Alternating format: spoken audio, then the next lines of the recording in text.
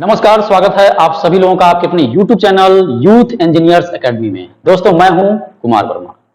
तो friends, dice के series को आगे बढ़ाते हुए एक बार फिर से आज हम लोग डाइस से संबंधित कुछ महत्वपूर्ण प्रश्नों को डिस्कस करने वाले हैं। ठीक है, हालांकि 3 वीडियो के माध्यम से आप लोगों का पूरा कॉन्सेप्ट डाइस का क्लियर हो चुका है और आज इस वीडियो में हम लोग पूरी तरीके से केवल और केवल क्वेश्चन के बारे में डिस्कस करेंगे। ठीक है, तो चलिए फ्रेंड्स लेक्चर को स्टार्ट। तो चलिए फ्रेंड्स बढ़ते हैं पहले प्रश्न की तरफ। देखिएगा, पहला प्रश्न आपके स्क्रीन पर दिख रहा होगा। क्वेश्चन लिखा है, नीचे दिए गए पासा के 3 प्रारूपों को दर्शाया गया है।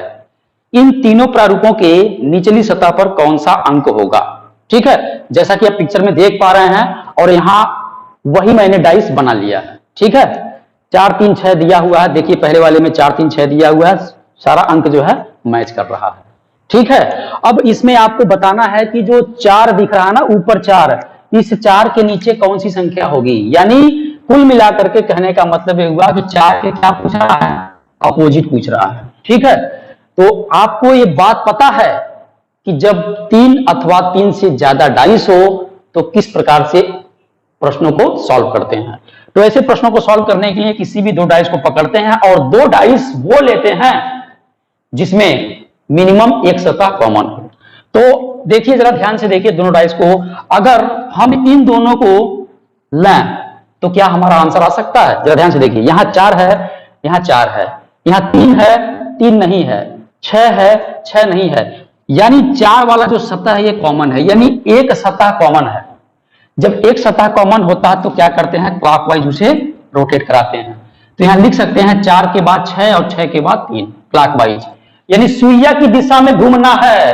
ठीक है, अगर वैसे यहां पर भी घूमना चाहें तो 4 से 2, 2 से 1, 4 से 2, 2 से 1। अब यहां से आपको निकालना था 4 के अपोजिट। तो देखिए 4 के अपोजिट तो 4 हो नहीं सकता है, 3 के अपोजिट 3 दिख रहा है, 6 के अपोजिट 2 दिख रहा है। अब इन सभी नंबर में देखिए कौन सा नंबर गायब है। तो वो नंबर गायब कौन सा है, आप ध्यान से देखिए। 1 2 3 4 6 है, 5 नहीं है। यानी कहने का मतलब ये हुआ कि 4 के अपोजिट क्या हो गया, 5 हो गया। ठीक है, ये तो पहला तरीका हो गया। दूसरा तरीका देखिएगा, यहां पर आंसर आ चुका है, 4 के अपोजिट क्या होगा, 5 होगा। दूसरा तरीका देखिएगा, मैंने डाइस में बताया था कि जो एक सतह होता है उस एक सतह का 4 संलग्न सतह होता है, अर्थात 4 एडजेसेंट सरफेस होता है। ठीक है, 4 कौन सा देखिएगा, इस 4 का बगल, 4 के बगल में जो 3 है यह संलग्न सतह है, 6 भी एक संलग्न सतह है और 4 के जस्ट पीछे संलग्न सतह है और 4 के जस्ट बगल में भी एक संलग्न सतह है। तो 4 सतह हो गया। ठीक है ना, तो ये 4 सतहें कभी भी 4 के अपोजिट नहीं हो सकती हैं। और जो नीचे वाला सतह दिख रहा है, जो इस 4 वाले के सतह के संपर्क में नहीं है, वही इसके अपोजिट होता है। तो उस बिहाफ पे अगर देखना हो तो जरा ध्यान से देखिएगा, 4 का एडजेसेंट सतह कौन सा है, जरा देखिएगा, 3 है। तो 3 कभी 4 के अपोजिट हो नहीं सकता है। और 6 है तो 6 भी कभी 4 का अपोजिट सतह हो नहीं सकता है। यहां पर 4 दिख रहा है, 4 दिख रहा है, तो 2 भी कभी भी 4 का अपोजिट सतह हो नहीं सकता है। फिर यहाँ 3 है तो 3 मैं ऑलरेडी ले चुका हूं। फिर इस 4 को पकड़िए तो देखिए यहां पर 1 है, तो ये 1 भी इसका अपोजिट सतह नहीं हो सकता है, क्योंकि 4 का एक संलग्न सतह है। 2 की बात करें तो 2 ऑलरेडी ले चुके हैं। यानी यहां पर कितने सरफेस आ गए, 1 2 3 4, 4 सतह आ गए। यानी 4 के सभी निकटवर्ती सतह अर्थात सभी संलग्न सतह आपने देख लिया। बचा कौन सा सतह है, बचा है 5, बचा है 5। इन सभी नंबर में कौन सा नंबर एब्सेंट है, तो 5 है। यानी इस 4 के अपोजिट क्या हो गया, 5 हो गया। यानी ये 2 तरीका है, इन 2 तरीकों से आप क्वेश्चन को सॉल्व कर सकते हैं। बताइए समझ में आया कि नहीं आया, समझ में आ गया। चलिए आगे बढ़ते हैं। तो चलिए भैया अब आगे बात करते हैं, अगले प्रश्न की तरफ बढ़ते हैं। लिखा है, नीचे दिए गए पासा में अंक 3 के विपरीत फलक पर कौन सा अंक होगा। यानी 3 के अपोजिट यहां पर पूछ रहा है, पासा 3 आपके सामने दिख रहा होगा। ठीक है, 3 पासा को मैंने यहां बना लिया है। अब आपको क्या करना यह है कि किसी भी 2 पासा को क्या करना, कंपेयर करना है। ठीक, अगर मान लीजिए हम इन दोनों को कंपेयर कर लेते हैं। ठीक है, किसी भी 2 को कंपेयर करिए, लेकिन कोशिश ये करिए कि एक ही कॉमन वाला हो। तो देखिए इसमें 3 है तो इसमें 3 है, 3 दिख रहा है, 3 दिख रहा है। 5 है तो 5 नहीं है, 1 है तो 1 नहीं है। यानी अब यहां से आपका आंसर क्या आ गया, मिल जाएगा तुरंत। एक चीज मैंने बताया था कि जब दो पासा में एक ही सतह कॉमन होता है तो इस कॉमन वाले सतह के अपोजिट वो डिजिट होता है जो इन दोनों डाइस में ना हो। तो जरा ध्यान से देखिए कौन सा नहीं है, 1 है, 3 है, 5 है, 2 है, 4 है, 6 नहीं है। यानी कहने का मतलब ये हुआ कि 3 के अपोजिट क्या हो गया, 6 हो गया। बताइए बात समझे कि नहीं समझे? ठीक है, तो आ गया। ठीक, अगर मान लीजिए मैं कहता कि इससे हमें आंसर नहीं निकालना है, इन दोनों से निकालना, जरा ध्यान से देखिए क्या इनसे आंसर आ पा रहा है। यहां पर 2 है तो यहां 2 है, ठीक, 2 है तो 2 है, यहां पर 1 है तो इसमें 1 नहीं है, यहां 3 है तो 3 है। अगर इन दोनों डाइस को मैंने पकड़ा तो मैंने देखा कि इन दोनों डाइस में 2 और 3 मैच कर रहा है। ठीक है, यानी जो बचा सतह है 1 और 4 यही दोनों एक दूसरे के अपोजिट होंगे। यानी यहां से हमारा आंसर नहीं आया, क्योंकि आंसर क्या बताना, 3 के अपोजिट बताना है, कौन सा है। अगर मैं इन दोनों डाइस को लेता तो जरा यहां ध्यान से देखिए, यहां 2 है, 2 नहीं है, यहां 3 है, 3 है, देखिएगा ध्यान से, इसमें 3 है, 1 है तो 1 भी इसमें है। यानी यहां से आंसर आ गया 2 के अपोजिट 5 हो गया, यानी यहां से भी आंसर आपका नहीं आ पाया। यानी यही दो डाइस ऐसे हैं जिनको कंपेयर करने से आपका आंसर आ सकता है। अगर मान लीजिए मैं एडजेसेंट सरफेस की तरह मैं बात करता, संलग्न सतह के भी यहाँ पे मैं क्वेश्चन को सॉल्व करने की कोशिश करता, तो मैं देखता कि 3 का संलग्न सतह कौन कौन सा है, क्योंकि एक सतह का कितना संलग्न सतह होगा, 4। तो 3 का जो संलग्न सतह है मैं देखता तो ये कहता कि एक कभी भी 3 के अपोजिट नहीं हो सकता है और 2 भी कभी 3 के अपोजिट नहीं हो सकता है। फिर यहां पर 3 के बगल में देखता 1 है, ऑलरेडी मैं 1 लिख चुका हूं, 5 है तो 5 भी कभी 3 के अपोजिट नहीं हो सकता, तो 5 को मैं लिख लिया। यहां पर फिर मैं 3 को पकड़ता और देखता 2 क्या अपोजिट है, नहीं, क्योंकि ये इसका संलग्न सतह है, तो 2 ऑलरेडी मैं लिख चुका हूं। यहाँ पे 4 क्या है, 3 का संलग्न सतह है, अपोजिट नहीं है, यानी 4 भी 3 के अपोजिट नहीं हो सकता। यानी 1, 2, 5, 4 तो कभी भी 3 के अपोजिट नहीं हो सकते हैं, क्योंकि इनके क्या है, संलग्न सतह है, और एक सतह का जो एडजेसेंट सरफेस होता है वो टोटल 4 होता है। तो 4 आपको मिल चुका है। बचा कौन सा संख्या है, तो बचा संख्या कौन सा है, जरा ध्यान से देखिए, इन सभी नंबर में कौन संख्या एब्सेंट है, तो वो है 6।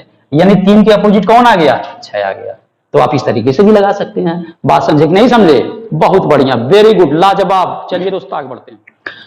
तो चलिए दोस्तों अब आगे हम लोग बात करते हैं प्रश्न नंबर तीसरे का। प्रश्न नंबर तीसरा ध्यान से देखिएगा, इसमें एक ओपन डाइस है, और इस ओपन डाइस की सहायता से आपको आंसर बताना है कि अगर इस ओपन डाइस को क्लोज किया जाए तो कौन सा डाइस बनेगा। ठीक है, बहुत आसान क्वेश्चन है। आपको पता है कि F के अपोजिट कौन होगा, B होगा। कैसे होगा, खुले पासे की प्रत्येक तीसरी सतह एक दूसरे क्या होती है, अपोजिट होती है। तो 1, 2, 3 तीसरा, कहने का मतलब ये हुआ कि अपोजिट सतह जो होती है हमेशा एक सतह छोड़ के आती है। तो देखिए F के अपोजिट B है तो एक सतह छोड़ के आई है, यानी F के अपोजिट क्या हो गया, B हो गया। अब यहां से अगर बात करें C का, 1, 2, 3, यानी C के अपोजिट कौन मिल गया आपको, तो C के अपोजिट E मिल गया आपको। ठीक है, बचा कौन सा है, A और D है, तो ये ऑटोमेटिक एक दूसरे क्या होगा, अपोजिट हो जाएगा। अपोजिट क्यों होगा, क्योंकि इन दोनों सरफेस की भुजाएं एक दूसरे से मिल नहीं रही हैं। तो अपोजिट होने के लिए क्या क्या कंडीशंस है वो मैंने प्रीवियस वाली वीडियो में अच्छे समझाया है, तो आप समझ चुके होंगे। ठीक है, नहीं देखें जाकर के वहां देख लीजिए।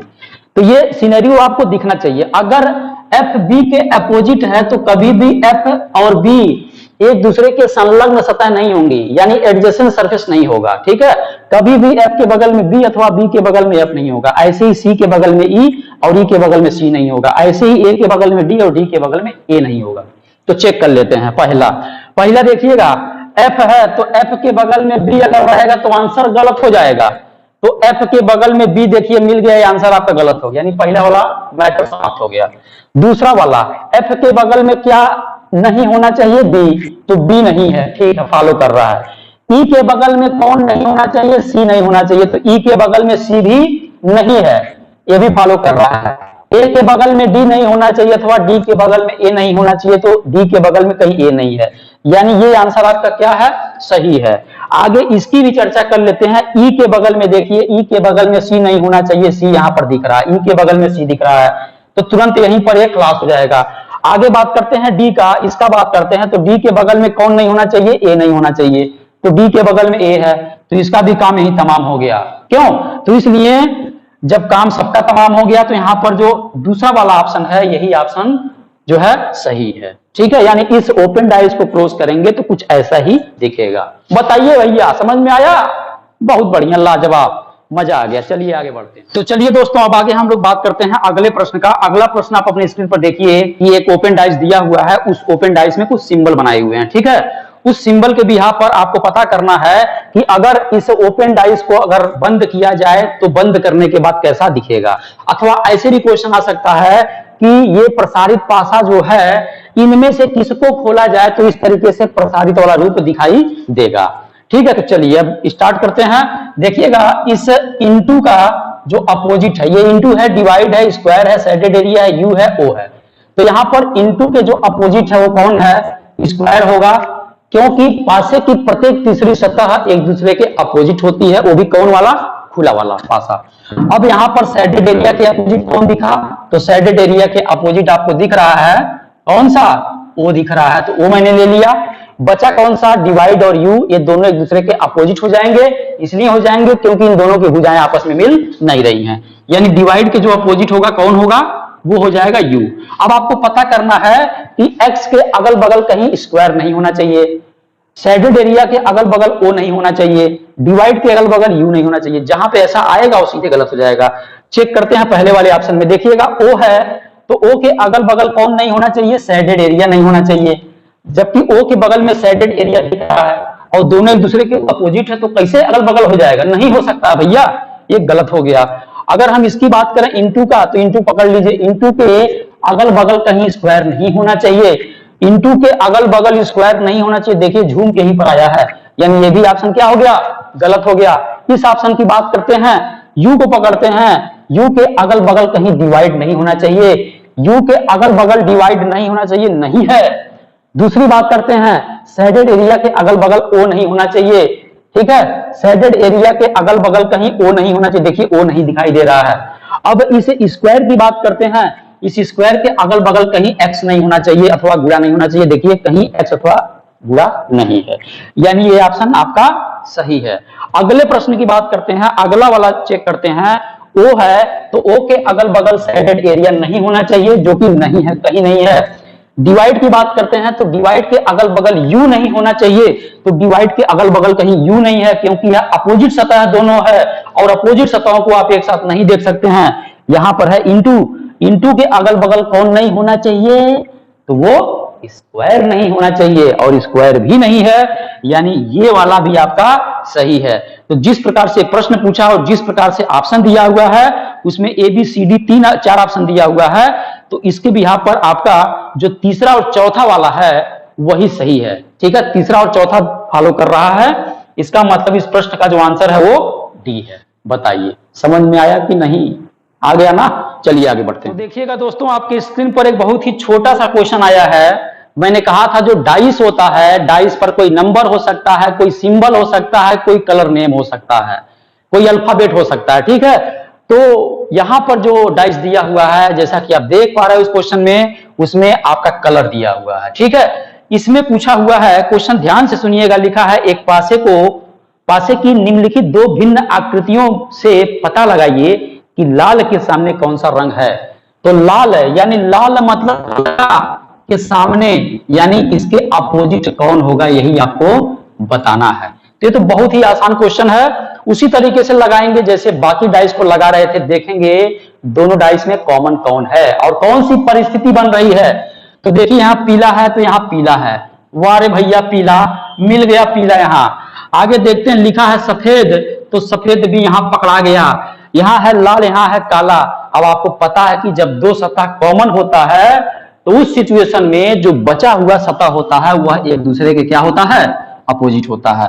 यानी लाल के अपोजिट क्या हो गया? काला हो गया। तो इस प्रश्न का आंसर क्या होगा? काला होगा, क्योंकि लाल के अपोजिट पूछा है। बात समझे? चलिए अब आगे हम बात कर लेते हैं अगले प्रश्न। तो चलिए भैया देखिएगा जरा ध्यान से। आइए देखिए क्वेश्चन आपके सामने लिखा है, नीचे एक पासे की दो स्थितियां दी गई हैं, सतह 3 के विपरीत सतह को ज्ञात करना है। यानी 3 के अपोजिट बताना है, जैसा कि आप पिक्चर में देख रहे हैं ध्यान से। इसमें हड़ाक से ना क्वेश्चन का आंसर देने की कोशिश मत करिएगा, है ना, नहीं तो सीधे गच्चा खा जाएंगे। ठीक है, तो ध्यान से प्यार से समझिए और उसको लगाने की कोशिश भी करिए। ठीक है, देखिए दो पासा दिया हुआ है तो आप सीधे से क्या करेंगे, पहले कंपेयर करेंगे। इसमें एक है, नहीं है, तीन है, नहीं है, पांच है, नहीं है, अर्थात कोई भी सतह कॉमन नहीं है। तो जब कोई सतह कॉमन नहीं होता है तो ऊपर वाले का ऊपर वाला होता है, यानी अपर वाले का अपर वाला, एक के अपोजिट दो, बाएं का दाएं और दाएं का बाएं। तो इस हिसाब से लगाएंगे तो गलत हो जाएगा। ठीक है, क्योंकि आपको पहले पता करना होगा। यह सिचुएशन तभी लग पाएगा जब हमारा पासा जनरल पासा होगा, यानी सामान्य पासा होगा। और सामान्य पासा होने के लिए निकटवर्ती सतहों पर अंकित अंकों का योग कितना होना चाहिए, 7 के बराबर होना चाहिए। जरा ध्यान से देखिएगा, अगर एक की निकटवर्ती सतह देखा 5 और 3 है तो 1 + 3 करेंगे तो 4 आएगा, और 1 + 5 करेंगे तो कितना आएगा, 6 आएगा, और 5 + 3 कर देंगे तो कितना आ जाएगा, 8 आ जाएगा। क्या किसी भी सिचुएशन में 7 आया, नहीं आया। यहां चेक किया जाए तो 2 में 4 जोड़ेंगे तो 6 आएगा, और 2 में 6 जोड़ेंगे तो 8 आएगा, और 4 में 6 जोड़ेंगे तो 10 आएगा। क्या किसी भी परिस्थिति में 7 आया, नहीं आया। यह आपको भ्रमित करने के लिए क्वेश्चन दिया हुआ, इसलिए सावधानी से। जब यह एक जनरल डाइस, जब यह एक जनरल डाइस नहीं है, जब जनरल डाइस नहीं है तो कौन सा डाइस बन गया, ये स्टैंडर्ड डाइस बन गया। क्योंकि जब निकटवर्ती सतहों पर अंकित कहीं भी 7 के बराबर नहीं आएगा तो स्टैंडर्ड बन जाएगा, और स्टैंडर्ड का एक ही नियम है। तो निश्चित रूप से जो अपोजिट सतहें होती हैं उन अपोजिट सतहों पर अंकित अंकों का योग 7 के बराबर होता है। यानी अगर 3 के अपोजिट पूछा है तो 3 के अपोजिट क्या होगा, 4 होगा, क्योंकि 3 और 4 जोड़ेंगे तभी तो 7 होगा। ठीक है, तो 3 के अपोजिट क्या आ जाएगा, 4 आ जाएगा। ऐसे किसी भी सतह के अपोजिट निकालना हो, 1 के अपोजिट निकालना हो तो बता देंगे कितना होगा, 6 होगा, क्योंकि 1 और 6 जोड़ेंगे तो 7 आएगा। 5 के अपोजिट पूछता है तो 5 के अपोजिट क्या होगा, 2 होगा, क्योंकि 5 और 2 कितना होता है, 7 होता है। तो यह एक प्रकार का स्टैंडर्ड डाइस है, इसलिए ऐसा नियम लगेगा। बात समझिएगा ध्यान से, ठीक है, नहीं तो दिक्कत हो सकता है। चलिए अब आगे बात कर लेते हैं, समझ में आ गया है। ठीक है, वेरी गुड। तो भैया अगला सवाल देखिएगा, अपने स्क्रीन पर लिखा है, नीचे एक पासे की 2 स्थितियां दी गई हैं, सतह 5 के विपरीत सतह को ज्ञात कीजिए। यानी 5 के विपरीत, जैसा कि आप देख पा रहे हो क्वेश्चन को, तो उस क्वेश्चन में पूछ रहा है कि 5 के अपोजिट क्या होगा। यहां 2 पासा दिया है, इसका मतलब यह नहीं कि बहुत आसान है। यहां पर भी आपको क्या करना, पहले चेक करना पड़ेगा।